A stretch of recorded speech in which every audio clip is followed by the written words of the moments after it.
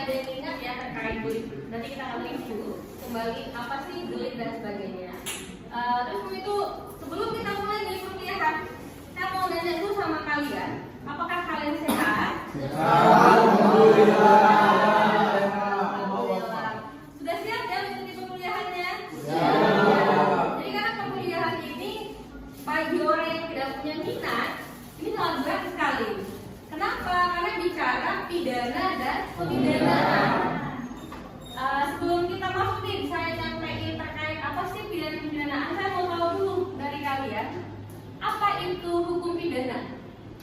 Sekali ini ya, ada yang masih ingat apa itu hukum pidana? Ingat nih?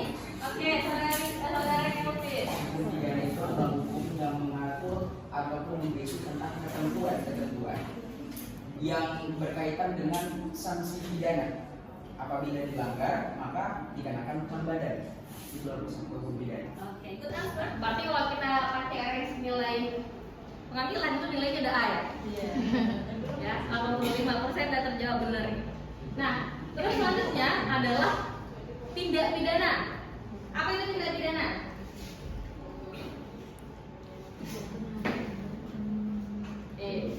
Apa itu tindak pidana? Wanda? Perbuatan melawan hukum. Perbuatan melawan hukum. Dina? Idem. Idem ya. Jadi itu ada dua kata yang kita ketemu ya, hukum pidana, tindak pidana. Kemudian kita masuk ke istilah lain yang disebut dengan pidana. Sudah pernah dengar kata pidana? Pernah. Pernah. Apa itu pidana yang kalian ketahui? Hukuman. Hukuman. Sanksi. Oke, good. Berarti tindak pidananya ini ya masih bingung tapi bicara hukumannya cepat. Itu lawan kita. Kalau hukum cepat, tapi kalau menentukan perbuatan mikir. Apakah perbuatannya positif? Apakah perbuatan negatif? Pertimbangan A, pertimbangan B, sampai Z, gitu kan? Nah, kemudian kita akan ketemu dengan istilah satu lagi disebut dengan pemidanaan. Pernah dengar?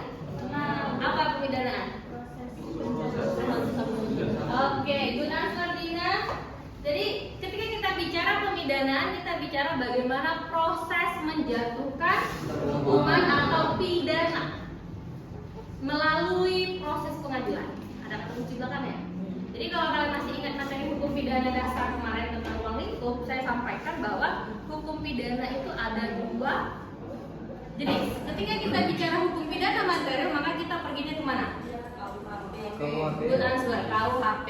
Ketika kita bicara pada hukum acara formil, KUHP, good answer. Jadi secara tidak langsung, untuk melihat hukuman pidana, lihatlah di KUHP. Seperti yang disampaikan oleh saudara Kelvin, bahwa hukum pidana adalah sebuah aturan hukum yang mengatur tentang perbuatan apa yang tidak boleh dan yang boleh dilakukan. Apabila dilakukan, dikenakan sanksi pidana.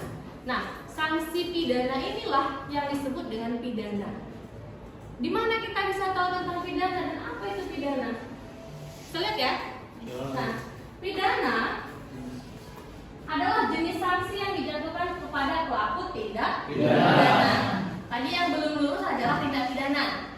Jadi saya review ulang ya. Tindak pidana adalah perbuatan yang dilakukan melanggar undang-undang, melawan atau melawan hukum. Kemudian dia mengandung unsur kesalahan dan atas perbuatan tersebut diancam pidana. Ada berapa unsur? 1, melawan hukum.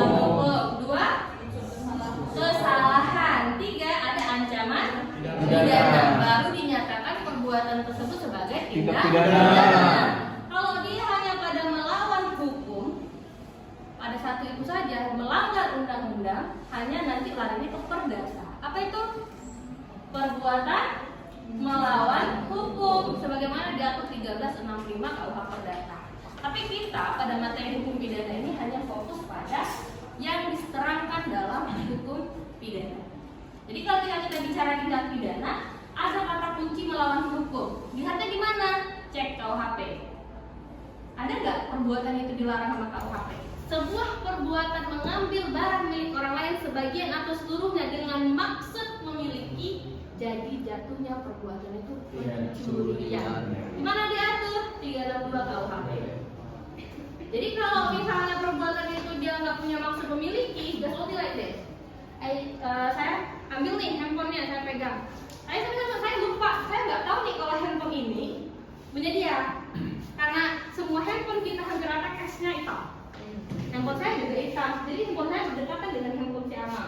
Jadi saya pikir, oh ini handphone. Saya tuh jadi ngalami kekaburan, kekeliruan. Sehingga saya ngambilnya, tadi lihatnya mau ngambil handphone saya, tapi saya tarik aja gitu. Pulang saya ke rumah. Apakah saya mencuri? Kenapa? Karena ada nuansa kesalahannya yang tidak dapat dipenuhi, gitu, ya. Jadi itu bicara tentang pidana. Nah, siapa yang ngomong begitu? Atau kita? Almarhum Prof. Mulyanto. Jadi Prof. Mulyanto ini adalah pakar hukum pidana Indonesia yang mendefinisikan tentang pengertian-pengertian mengenai pidana, pemidanaan, dan hukum pidana, dan menerangkan bahwa pidana adalah penderitaan sengaja yang dijatuhkan oleh negara melalui pengadilan kepada seseorang yang melakukan perbuatan dilarang oleh undang-undang. Jadi boleh nggak langsung kita hukum seseorang? Berarti nggak boleh, butuh sebuah proses baru yang disebut dengan pemidanaan. Next. Oke. Terus jenis hukuman yang mau dijatuhi seperti apa? Pokok dan tambahan. Apa aja isinya seperti pidana pokok? Pidana pokok itu mati, penjara, kurungan, denda dan. Oke, sampai di situ jangan tambahin. Nanti banyak bumbunya. Terus yang satu lagi pidana tambahan? Apa warna? Atau ada yang tahu? Amal? Oke, good answer. Ada pencabutan hak dan perampasan barang, serta ada satu lagi yang ketinggalan namanya putusan hakim. Ini berdasarkan undang-undang lama, maksudnya bukan lama lah sih ya. Masih berlaku di kita hari ini, tapi dia belum mau diganti. Dia maksudnya masih Wetwood Fund Structure namanya. Wetwood Fund Structure. Nah, jadi kitab undang-undang hukum pidana yang dulu disebut dengan kode penal yang kita ratifikasi menjadi undang-undang nomor 1 tahun 74 itu masih berlaku sampai sekarang. Tahun 2023 Indonesia melakukan gebrakan melahirkan undang-undang KUHP baru yang masih diundangkan akan diberlakukan 2026 di Januari. 1 Januari 2026 akan berlaku. Hitung mundur ya, ini bulan Juli.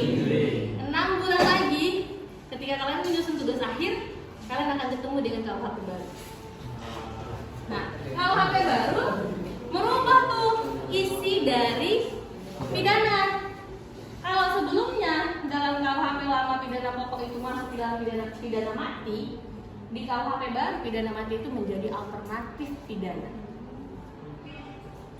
Tidak bisa dijatuhi hukuman mati kecuali pada kasus-kasus tertentu yang kategorinya extraordinary crime dan dalam undang-undang itu telah dinyatakan memang dia wajib hukuman mati. Hanya penjara karena ancaman pidananya penjara.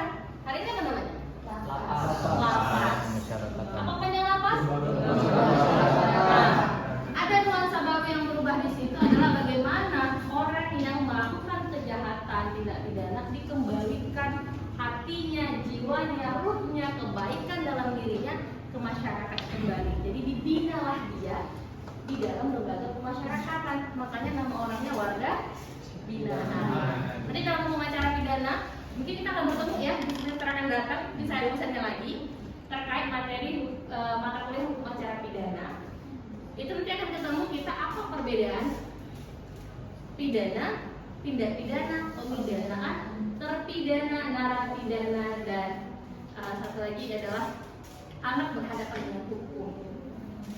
Nah, itu kita akan perluasannya. Tapi kalau dalam materi ini kita masih fokus hanya bicara bagaimana ada hukuman, bagaimana menjatuhkan hukuman. Nah, kalau bisa lihat di slide berikutnya, ada proses penjatuhan pidananya ini terbagi menjadi 5 tahapan.